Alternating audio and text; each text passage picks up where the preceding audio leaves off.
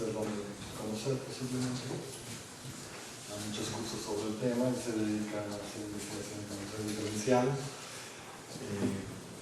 Vamos a tratar de platicar un poquito sobre la problemática general binaria, ¿no? Nos conocimos desde un montón de tiempo atrás, pero a veces los dos andamos por ahí haciendo cosas buenas.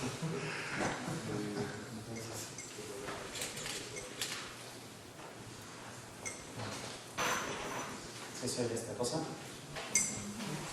¿No? Sí, no, me lo tengo que tragar.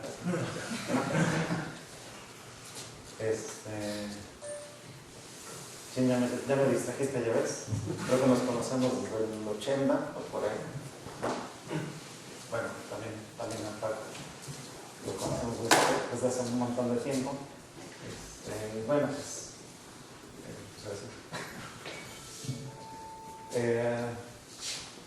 pues bueno, sí, algunos efectivamente sí me conocen y de hecho me vieron como a las 9, porque a las 9 doy clase de geometría. Entonces, pues vamos a tratar de que no sea como igualito que la clase. Pues bueno, para plantear esto de la problemática de la geometría diferencial, pensaba un poco pues hacer un esbozo ahí medio histórico, ahí medio rápido de la historia de la geometría diferencial, pues centrado en el concepto de curvatura, ¿no? Entonces, pues bueno, tiene muchos aspectos la geometría, pues hay un montón de cosas ahí que seguro me van a faltar. No sé, por ejemplo, el concepto central de geodésica, pues no lo voy a tocar mucho, por ejemplo, pero pues es uno de los conceptos ahí muy importantes. Pero, pues bueno, pues pensaba que con esto más o menos ya se podría uno dar una idea de cuáles son algunas problemáticas dentro del área, ¿no? Bueno, entonces ahí.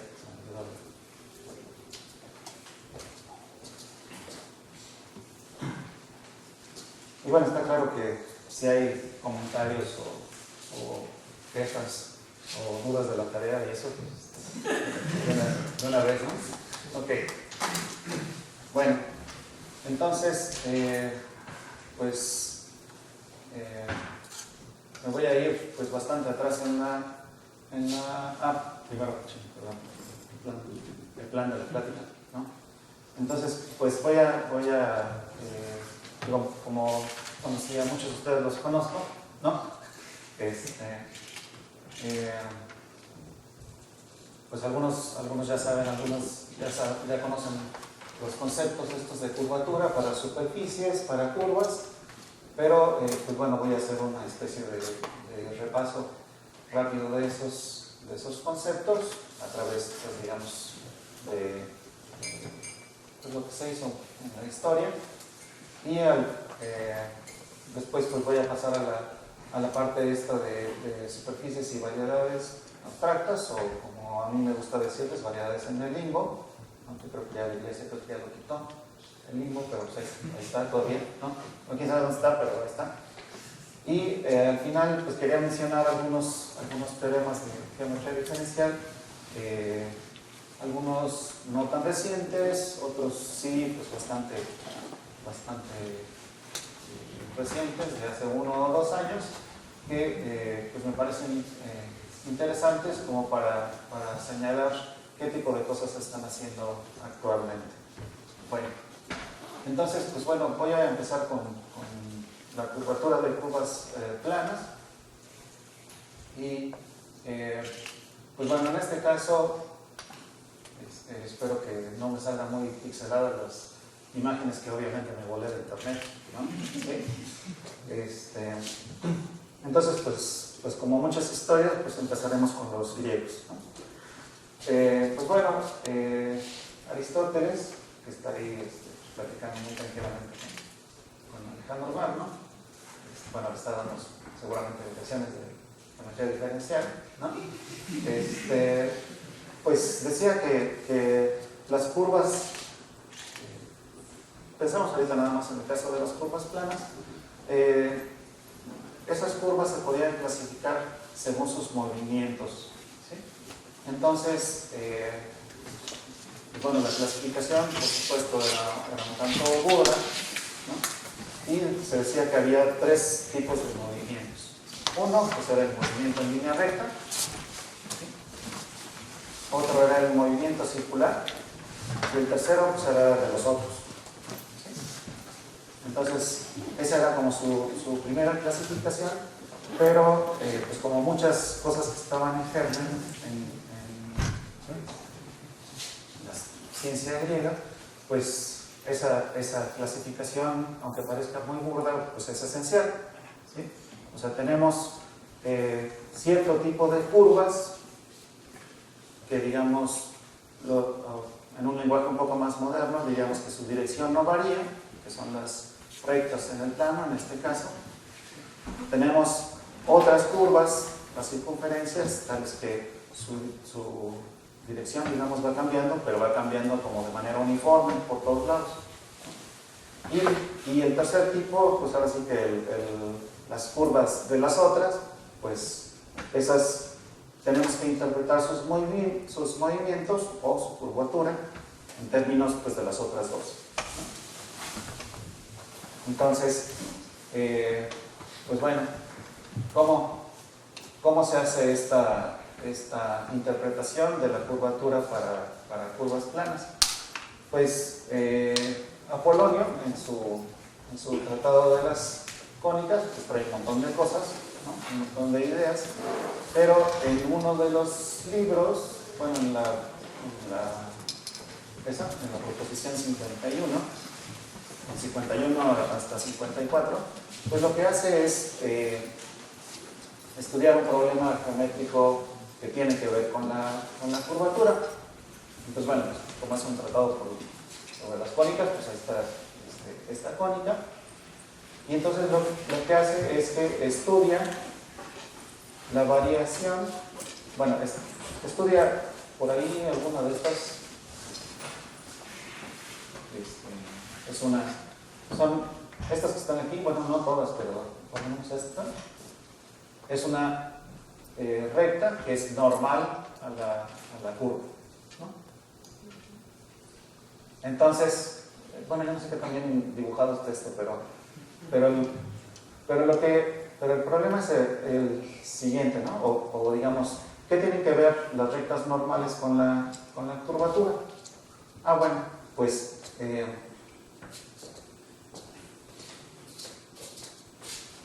lo que sí conviene más hacer un dibujito. Digamos que tomo una curva ahí arbitraria, de esas curvas que tienen movimiento no rectilíneo ni circular, sino de los otros, ¿sí?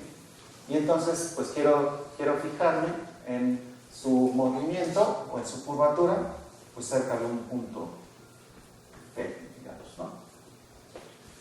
Entonces, pues hay, digamos, como la curva es plana, hay dos maneras de fijarme qué tanto, cómo es el movimiento el punto a lo largo de la curva. Uno, pues es qué tanto va variando la recta tangente. Ahorita nada más voy a poner la recta tangente a la curva, conforme nos vamos moviendo, o bien, como le hace Apolonio, pues me fijo en la recta normal y me fijo cómo varía, ¿no? Entonces, ¿qué pasa si, por ejemplo, yo tengo aquí una curva, un punto Q, digamos cercano al punto Q? Bueno, pues me fijo en la recta normal a la curva, que digamos en el caso de las cónicas, pues hay maneras geométricas pues bastante sencillas de obtener las normales, y me fijo si estas dos rectas se cortan. Y luego, ¿qué hago? Pues luego voy acercándome con el punto Q al punto P, y bueno, pues pueden pasar un montón de cosas, pero en particular puede pasar que las rectas estas, la intersección de las rectas, converge a un cierto punto. Sí, se lo imaginamos. Entonces, si eso que acabo de decir ocurre, si me acerco al punto P y esta intersección converge a un cierto punto, entonces a ese punto de ahí pues lo voy a llamar el centro de curvatura de mi curva con respecto de ese punto. ¿Sí? Entonces, bueno, ese es un problema que está ahí como en germen, digamos, en el trabajo de Apolonio, ¿no? Y bueno, sí, si yo considero para cada punto su centro de curvatura, ¿no? Para este punto, para Q, pues será otro punto por acá, para R otro punto, como dicen usualmente, el lugar geométrico, ya me falló, pero el lugar geométrico de los centros de curvatura, esa es una curva, usualmente es una curva que se llama la evoluta.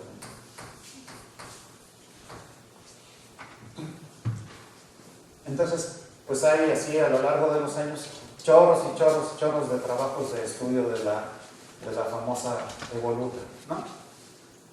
Sin, digamos, formalizar, por ahí hay lugar si quieren. Sí. Si los convencemos. Okay. Como dicen, dado que tengo el tiempo limitado, voy a hacer un brinco como de quién sabe cuántos siglos, y los cuates siguen estudiando las evolutas y siguen estudiando todas estas cosas, ¿no? Entonces, por ejemplo, Huygens, en este tratado sobre relojes, ¿no? Sobre cómo hacer relojes cada vez más precisos, útiles para la navegación, todo ese tipo de problemas prácticos, considera, por ejemplo, el caso de esta curva, ¿sí? Que pues seguramente en sus cursos de cálculo 3 o 4, ¿no? Con sus cursos de geometría ya habrán visto la cicloide, ¿no?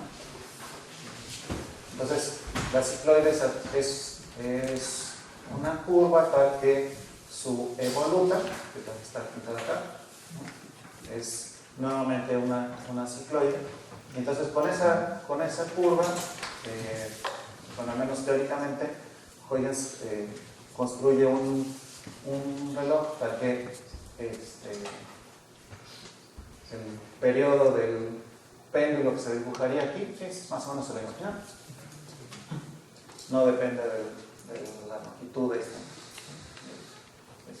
Es un reloj, digamos, más o menos bueno. Este dibujo francamente está medio feo, pero hay un dibujo bastante bonito, pero pues que no tenía nada que ver, que era toda la maquinaria para poder construir relojes de este tipo, pero se salía de los objetivos de la plática. Entonces, pues bueno, como decía, todo este problema de estudiar la curvatura, más bien pues era un problema de estudiar las propiedades de las evolutas, de ciertas curvas ahí destacadas, ¿no? Bueno, digamos, cuando llega Euler, ¿no? Pues él lo que hace es, pues bueno, obtiene ahí con sus notaciones pues ahí del siglo XVIII, ¿no? Obtiene una expresión, ahora sí ya para la curvatura, que es la que todos conocemos. Bueno, la voy a poner en notación moderna. Si tengo una curva alfa parametrizada por longitud de arco. Esa es la longitud de arco. Pues bueno, yo creo que sí, todo el mundo sabe que en ese caso sabemos que el vector tangente a la curva siempre tiene norma 1. Y entonces, pues el vector segunda derivada, pues lo que mide es simplemente el cambio de dirección del vector tangente y ya no tanto la magnitud, ¿no? La magnitud pues ya está fija. Entonces, este numerito es el que realmente mide la variación del vector tangente. ¿Sí? Ya sabíamos, digamos, que la curvatura tenía que ver o bien con la variación de la normal o con la variación del tangente. Entonces, pues lo que se obtiene es una expresión que es la que usamos hasta ahora de la curvatura como la norma de la segunda derivada, ¿no? Eso hace, bueno, acá hoy hace un montón de cosas. Ahorita nada más menciono esta que pues es importante. Entonces ya tenemos una expresión para la curvatura de pues, curvas planas, ¿no? Y bueno, como también pues habrán visto en sus cursos de cálculo, pues hay esto que está aquí, la curvatura, pues nos mide qué tanto alfa, la curva en cuestión, pues deja de ser una recta, ¿no? Cómo varía su dirección. Pero por ahí, pues hay otra curvatura, que bueno, no se le llama otra curvatura, se le llama la torsión, ¿no? ¿Qué es lo que mide la torsión? Pues lo que mide la torsión es qué tanto nuestra curva deja de estar en un plano, ¿no? ¿Sí? No le escribo, ya seguramente han hecho un montón de ejercicios de cálculo ahí. Calculo la torsión de la hélice, calculo la torsión de la no sé qué. Entonces no le escribo. Pero, pues bueno, sí quería mencionar que este cuate, pero lo que hace pues es estudiar esa curvatura, la torsión, pero pues en aquel momento pues no se llamaba así, como está ahí, ¿no? La doble curvatura. Está medio extraño el nombre, pero es la torsión, créanme, ¿no? Entonces, pues bueno, no sé si se ven ahí los dibujitos, pretenden estar como en tercera dimensión, ¿no? Son dibujitos ahí del librito de Crego. Entonces digamos, pues la curvatura de las curvas planas pues estaba pues bastante bien entendida en el caso de la curvatura de las curvas estaba bastante bien entendida pues hasta esa época, ¿no? Entonces y bueno, pues todo eso yo creo que es más o menos entendible, ya todos lo hemos visto en algún momento y pues sí, entonces pues el caso que ya se empieza a poner como bastante más interesante pues es el caso de las superficies, ¿sí? Entonces ahorita voy a considerar el caso de las superficies en R3 y pues otra vez hago una rápida pasada ahí por la historia y llegamos como a las definiciones de la curvatura que son pues importantes en nuestro caso. Entonces bueno, otra vez me regreso. Pues bueno, todo el mundo sabe que pues es importante, ha sido importante pues, siempre la elaboración de mapas, ¿no? Entonces pues y necesitamos mapas pues que reflejen de una manera pues, bastante precisa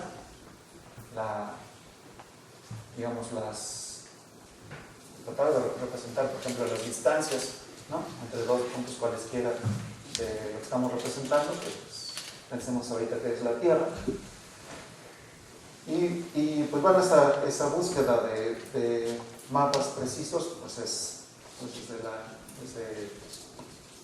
la antigüedad, ¿no? Entonces aquí pues también volé de internet esta reproducción del mapa de Ptolomeo, ¿no? pues bueno, si se le quedan viendo ahí fijamente, esta pausa es para que la vean fijamente, ¿no? Es una proyección estereográfica, ¿ok? Entonces, la proyección estereográfica, ¿sí? ¿Todo el mundo más o menos conoce la proyección? ¿Sí? ¿No? Bueno, nada más la pinto rápidamente. Ay, si tengo en el mix pizarrón, ¿no? Se me ha olvidado. Pero no tengo en el mix pizarrón, así que también está un poco.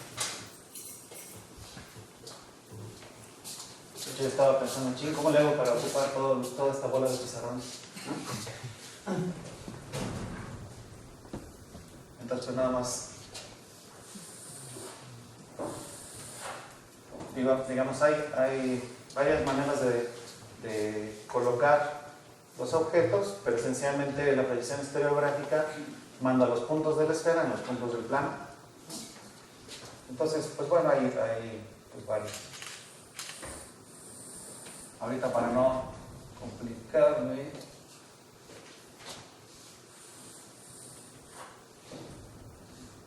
no se caen, ¿verdad? ¿Está bien?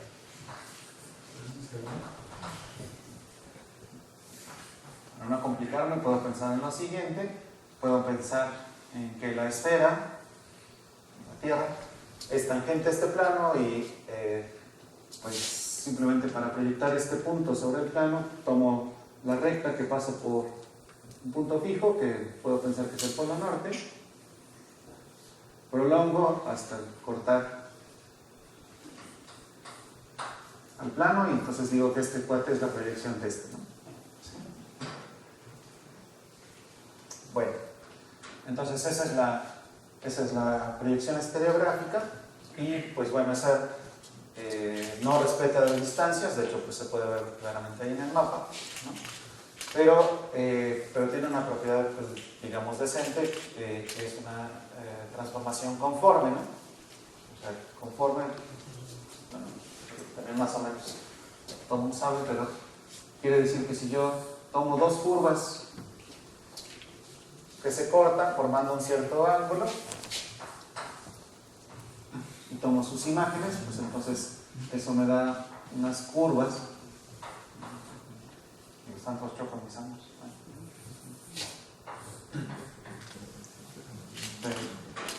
Las imágenes son unas curvas que se cortan con el mismo ángulo, ¿no? Entonces, pues es una proyección bastante decente, pues sirve para unas ciertas objetivos de nuestros mapas, ¿no? Otro mapa que me gustó es este mapa que, pues bueno, yo ya no sé si en las primarias siguen exigiendo de estos mapas, ¿no? Yo creo que ya no. Pero, pues bueno, es con la proyección de este cuadro de Mercator y pues como todo el mundo sabe, esa proyección deforma muchísimo la Tierra por cerca de los polos, ¿no? Entonces, yo creo, bueno, que muchos de los cartógrafos, pues seguramente se hacían muchos intentos por hacer mapas precisos, en el sentido de que preservaran distancias, y como que se daban cuenta que algo pues no estaba funcionando bien, ¿no? O sea, siempre había una deformación de las distancias, solamente hasta mucho después, a eso voy a regresar un poquito más adelante, pues hubo una demostración formal de que no se puede, no hay un mapa perfecto de la Tierra, ¿no? Bueno, entonces, pues bueno, otra vez entra en escena Euler, ¿no? Y entonces, es lo que sigue, no lo puse ahí también en estas cosas, pero lo que hace Euler en esta obra, pues es definir lo que es la curvatura de las superficies, ¿sí? Pues bueno, o sea, lo que hace es pues esencialmente si ya por ahí yo tenía una definición de curvatura para curvas, pues lo que hago es aprovecharla, ¿no? Y con eso pues defino la curvatura de una superficie. Entonces, ahora ¿cuál de todos los pizarrones?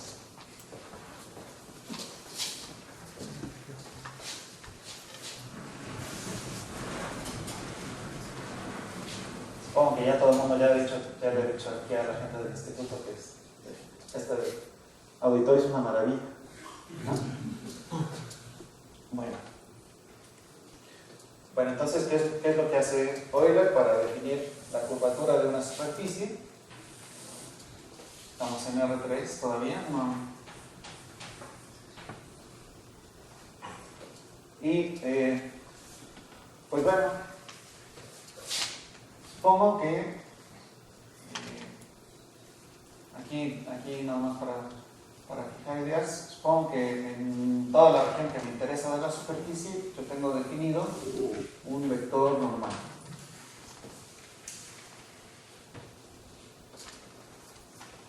Y entonces pues tomo un vector B que sea tangente a mi superficie y pues bueno,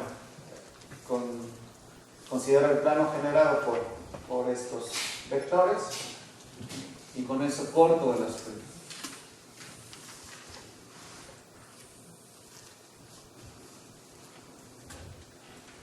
Me regañaron en el curso que tengo mala perspectiva.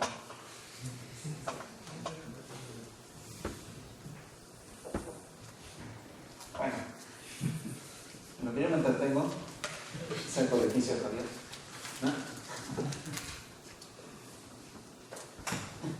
Ok. Esa curva que está ahí, pues se le llama la sección normal en la dirección de B. Entonces, pues pienso que la parametrizo por longitud de arco, como en el otro pizarrón, ¿no? Y calculo su curvatura. Entonces, la curvatura de esa curva pues se llama la curvatura normal en la dirección de B.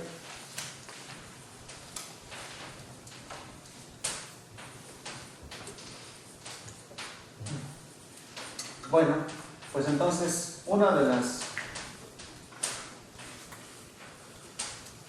cosas que demuestra Euler en esta obra es que pues si yo varío el vector B entre todos los vectores unitarios tangentes a la superficie, pues entonces la curvatura normal alcanza un máximo y un mínimo. O sea, esos máximo y mínimo se llaman las curvaturas principales.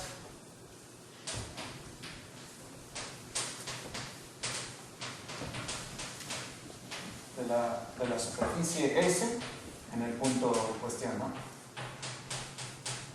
Entonces, digamos nada más por fijar la notación, le voy a llamar K1 al máximo de esas curvaturas y K2 al mínimo.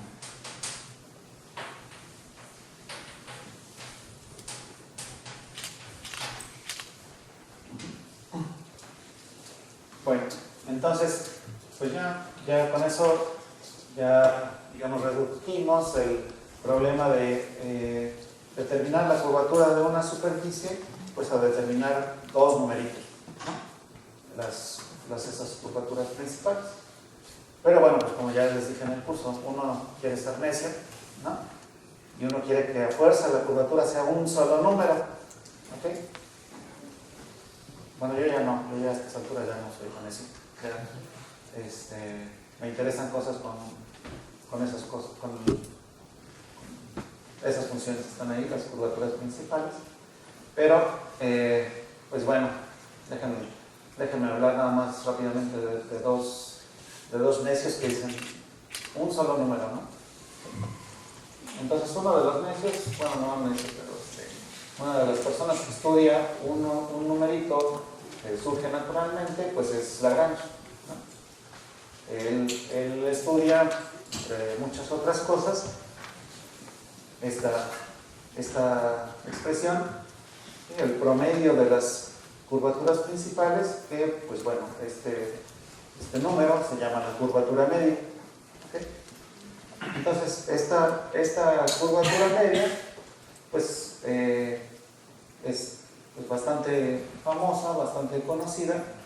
Bueno, a lo mejor no con ese nombre, pero pues es la que surge en el problema de Plateau, o el problema de las burbujas de jabón, ¿no? O sea, ya yo creo que todos pues, hemos estado jugando con jabón, ¿no? Agarramos un alambrito, si lo agarramos con estambre es mejor, porque si no en fin, agarramos un alambrito con la forma que sea, lo metemos en una solución jabonosa, la sacamos, y lo que se nos forma, esa película que se forma, pues es una superficie que tiene esta cosa de aquí igual a cero. ¿Sí? O sea, las superficies que tienen curvatura media cero se les llama superficies mínimas, y pues están asociadas al problema de minimizar la tensión superficial, minimizar el área, entre todas las superficies que tienen el mismo borde. ¿Sí? Entonces, pues bueno, lo que hace Lagrange es estudiar este tipo de superficies, ¿sí?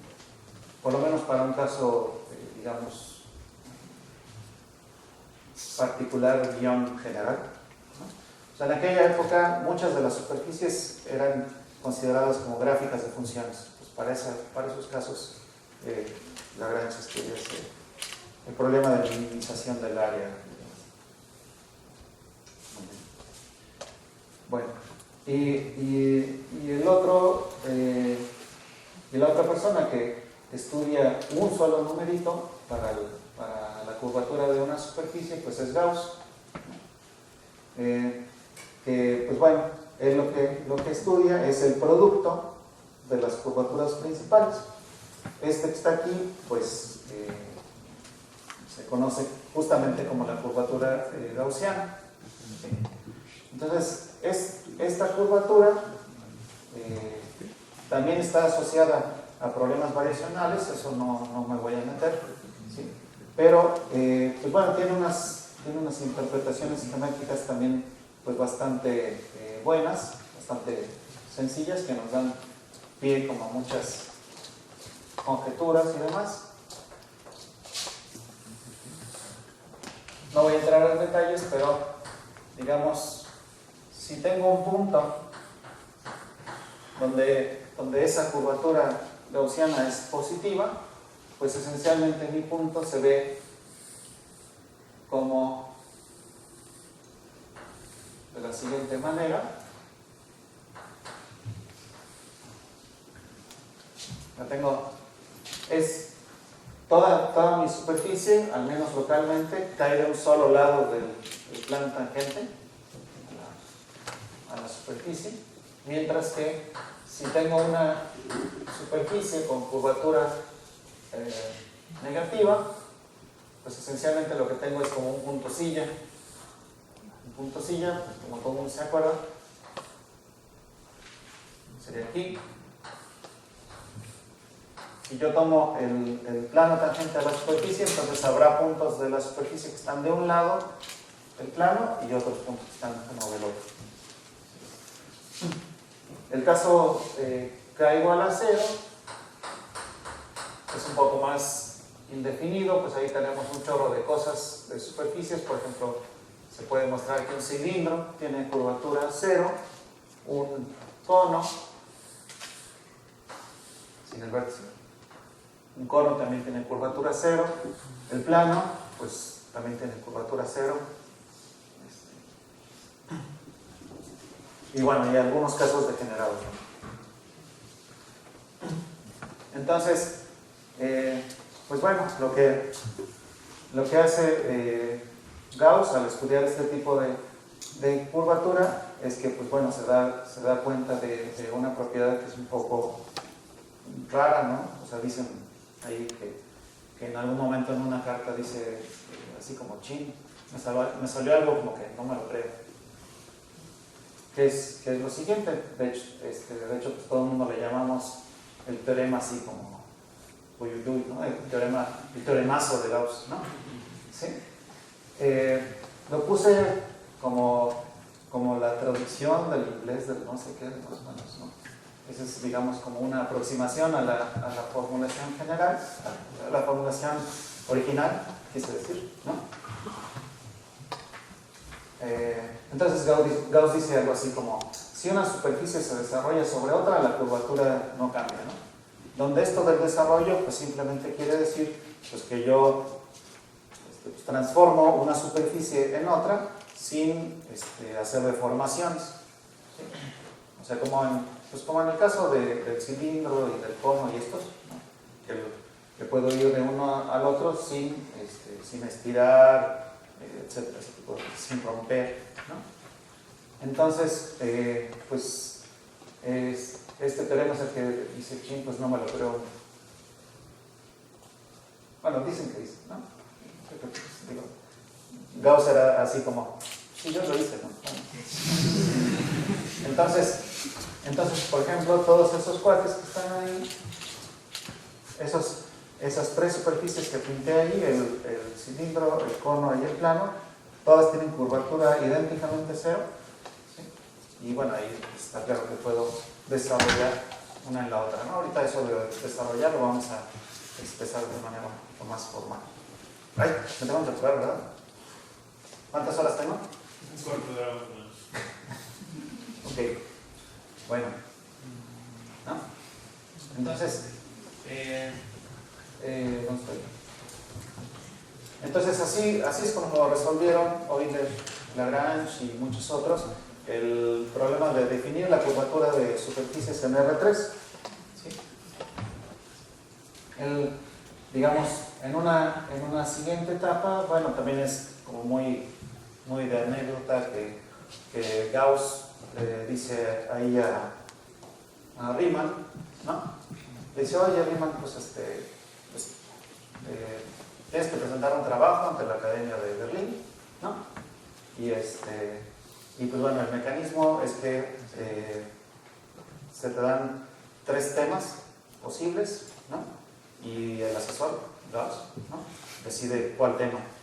Y pues Riemann estaba trabajando en estos 2, ¿no? Y Gauss escoge el tercero, así como en los exámenes, ¿no? Chin, viene la pregunta que justo no me sabía, ¿no? Entonces, pues ni modo, tiene que presentar ahí su trabajo. Riemann, y presenta un trabajo que, pues bueno, es muy famoso, se llama sobre las hipótesis que están en los fundamentos de la geometría, ¿no? Que pues lo que es un estudio profundo de todo lo que tiene que ver con cómo le hacemos para estudiar la geometría en un conjunto, ¿sí? Entonces se fija que para estudiar la geometría de una superficie, por ejemplo, ¿no? Basta un concepto fundamental. Lo voy a decir un poco rápido, perdón. ¿Qué quiere decir estudiar la geometría de una superficie? Pues quiere decir estudiar conceptos métricos, ¿no? Longitudes, ángulos, áreas, etc., ¿no? Ese tipo de conceptos. Si se acuerdan de cálculo, ¿no? Por ejemplo, la longitud de una curva diferenciable, ¿cómo se define? Como la integral de la norma de la derivada, ¿no? Entonces, pero la norma de la derivada es la raíz del producto escalar de la derivada consigo mismo, ¿no? O sea, lo que quiero destacar es las palabras producto escalar, ¿no? El ángulo, pues por supuesto que viene dado en términos de producto escalar, ¿no? El área de una región dentro de una superficie es un poco más laborioso, elaborado el asunto, pero sí podemos demostrar que se puede expresar en términos de un producto escalar. Entonces, Riemann se da cuenta y dice, pues para hacer geometría en un conjunto ahí abstracto, lo que necesito es poder definir un producto escalar. Pues necesito dos cosas, ¿no? Una es que mi conjunto, piensen en la superficie, mi conjunto sea lo suficientemente bonito para que para cada punto tenga un espacio tangente asociado, un plano tangente asociado. Y en ese plano tangente yo pueda definir un producto escalar. No sé si lo estoy diciendo muy rápido, más o menos. O sea, porque regresemos rápido a la longitud de una curva, ¿no? La longitud de una curva es la integral de la raíz del producto escalar de alfa prima de t con alfa prima de t. Es un producto escalar sobre vectores tangentes. Entonces dice, bueno, pues entonces nosotros en cada conjunto pues definimos para cada plano tangente definimos un producto escalar y ya con eso ya podemos hacer geometría. Ese producto escalar que estamos definiendo pues ahora se llama una métrica riemanniana, ¿sí? Entonces un conjunto en el que tengo definido un producto escalar para cada plano tangente pues es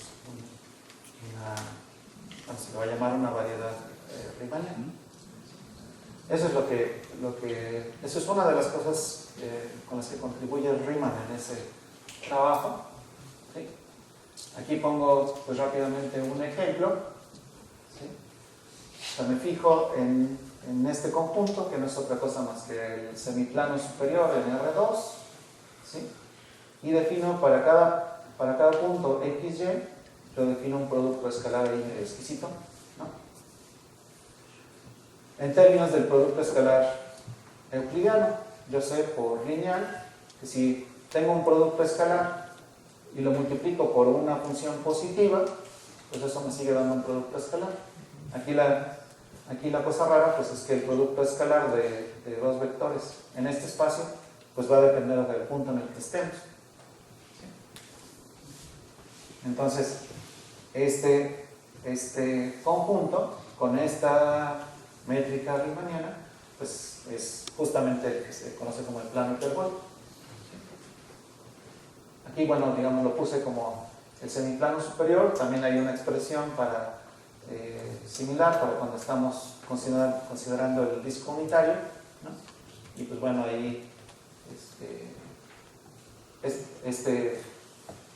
este tipo de espacios, los espacios hiperbólicos, los planos hiperbólicos, pues son ampliamente conocidos, al menos por lo que gracias a Escher, ¿no? ¿Sí? Muchos de los grabados de Escher pues están pensados, ideados, digamos, en estos conjuntos de los planos hiperbólicos. ¿Ok? Entonces, pues bueno, la otra cosa que tengo que agregar, que bueno, es lo siguiente. Como el concepto fundamental de aquí de la geometría pues va a ser este producto escalar que pongamos en cada punto, ¿sí? Vamos a decir que ahorita nada más voy a poner el caso de las superficies. Dos superficies son equivalentes o son la misma desde el punto de vista de la geometría diferencial si existe una isometría entre ellos. Una isometría lo pueden pensar como pues, una transformación biyectiva que preserva distancias, como en análisis, o en este caso una transformación biyectiva que preserva productos escalares. Ese va a ser, digamos, como nuestro criterio de equivalencia de superficies. Y entonces el teorema de Gauss pues se puede expresar de una manera un poquito más moderna, más elegante, diciendo que esa curvatura, el producto de las curvaturas principales, es invariante bajo isometrías. ¿Eso qué quiere decir? Insisto, que si tengo dos superficies y una transformación que preserva el producto escalar entre ellos, entonces la curvatura va a ser exactamente la misma. ¿Cuál es una demostración típica del teorema? Bueno, de hecho es la demostración que hizo Gauss, aunque un poco más, con una notación más complicada. es, si yo puedo expresar a la curvatura gaussiana en términos de cosas que dependan solo de productos escalares de vectores tangentes, entonces la curvatura pues es invariante bajo transformaciones que preservan los productos escalares. ¿Sí? ¿Se me entendió? ¿Sí? ¿No estuvo muy rebuscado? Bueno, pues la expresión es esa. Bueno, un poquito larga, pero bueno, pues larga al fin, no importa. Digo, además no importa ahorita qué son estos. Bueno, ya muchas saben que son los símbolos de Christoffel. Este que está aquí es un coeficiente de la primera forma fundamental. No importa. Son unas cosas que solo dependen de productos escalares. Entonces, esta expresión muestra el teorema, ¿no? ¿Sí? ¿Más o menos entiendes esa parte? Entonces, fíjense en lo siguiente. Por si ya se perdieron, lo que quiero hacer es definir la curvatura de una superficie ahí medio abstracta, ahí en el limbo, ¿no? Sí. Entonces, ¿pero yo qué propiedades quiero de la curvatura? Pues quiero que la curvatura pues, se comporte como la curvatura de superficies en R3, en particular que sea invariante bajo isometrías, ¿no? Entonces, ¿cómo le hago para definir la curvatura de modo que sea invariante bajo isometrías? Pues así, ¿no? ¡Ay! Ven. Aquí la ven. Defino la curvatura de una superficie abstracta justo como esta expresión que no ven, ¿no? Y entonces, por supuesto que es invariante bajo isometrías, ¿no? Sí. Entonces, esta que no ven, pues le llamamos la curvatura de una superficie abstracta, ¿no? Y bueno, como ya creo que hubo un problema técnico, y ya me quiero curar. Les defino rápidamente qué pasa en dimensiones superiores, ¿no? Esto era para superficies. Entonces, para superficies abstractas, ya tengo un concepto de curvatura que corresponde tal cual a la curvatura gaussiana de superficies en R3. Entonces, para cosas más generales, de dimensión arbitraria, lo que hago es justamente lo que hizo Euler, que se ve el rojo hasta allá, ¿no? ¿Qué es lo que hizo Euler? Pues fue simplemente tomar cortes en todas las direcciones, ¿no? Y tomar curvaturas de curvas. Entonces ahí les va la siguiente idea, ¿no? O sea, tomo una cosa, se va a llamar una variedad de dimensión n. ¿Aquí lo ven? ¿Okay? Entonces, tomo una superficie dentro de esa. Bueno, me fijo en un punto. ¿Aquí lo ven el punto? Ok. Luego, tomo una superficie que pase por este punto. A esa superficie yo ya le puedo asignar una curvatura. ¿Ok? Me fijo en todas las superficies, bueno, no en todas, hay una cosita ahí técnica, ¿no? Bueno, me fijo en ciertas superficies que pasan por ese punto, como las secciones normales, ¿no? ¿Sí? Entonces, cada una de esas tiene su curvatura. Tomo el promedio de todas esas curvaturas. ¿Sí? Más o menos. ¿Sí? Eso me da la curvatura de toda mi cosa de dimensiones. ¿Sí? Bueno, ahora que ya revisaron estas cosas, pues me tengo que apurar. Sí, todas las superficies de curvatura constante son esas. ¿No? La curvatura que dije que se corresponde con la curvatura gaussiana, para no llamarle curvatura gaussiana, se le llama curvatura seccional, la que puse ahí. Esta es la curvatura gaussiana. Esta que está aquí, lo estoy diciendo un poco rápido, pero esencialmente la curvatura de Ricci, por si la han escuchado por ahí, es algo así como un promedio de curvaturas. ¿Sí? ¿Lo estoy diciendo muy rápido? Bueno. es motivación para estudios posteriores. Eso es, o sea, digamos, con base en el concepto de curvatura que se corresponde con la gaussiana, ¿no? Se pueden definir nuevas curvaturas que son la curvatura de Ricci y la curvatura escalar, ¿no? Entonces, la curva, bueno, ay, creo que sí voy a acabar, ¿no? Entonces, por lo menos en esta parte de, o sea, yo decía al principio que no quería abordar muchísimos problemas de la geometría diferencial, sino solamente el problema de la curvatura, ¿no? O sea, yo, ¿qué es lo que hago si quiero un teorema de geometría diferencial? Pues pongo condiciones sobre la curvatura de mi cosa y pues veo qué pasa, ¿no? ¿Sí? Veo que logro, ¿no? Déjenme, me regreso, no es mi costumbre, pero me regreso, por ejemplo, a este teorema. Si yo tengo una superficie con curvatura constante K, entonces yo puedo dar una clasificación de todas las superficies con esa curvatura constante, ¿sí?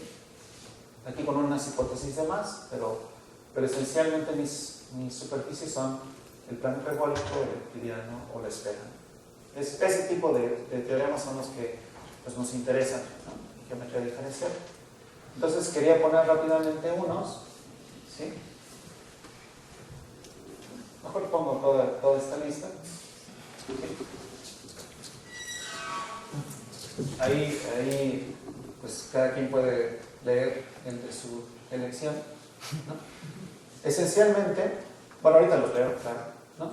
Pero esencialmente pues son teoremas en los que yo pongo condiciones de curvatura, ¿sí? Y obtengo unas ciertas caracterizaciones de mis superficies o de mis variedades, ¿no? En el caso de dimensión mayor.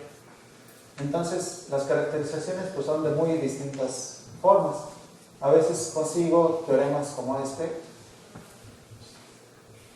Si tengo una gráfica de una función que tenga curvatura 0 en todos lados y además la función está definida en todo el plano, entonces realmente la superficie no le queda más que ser un plano. ¿Sí? Este es un teorema pues, que se demuestra con técnicas de ecuaciones parciales. ¿Sí? Puse digo, yo no soy muy algebrista, pero ay, Marta me va a matar, pero también se puede, imponiendo condiciones sobre la curvatura, se pueden obtener condiciones sobre ciertos grupos, en este caso sobre el grupo fundamental.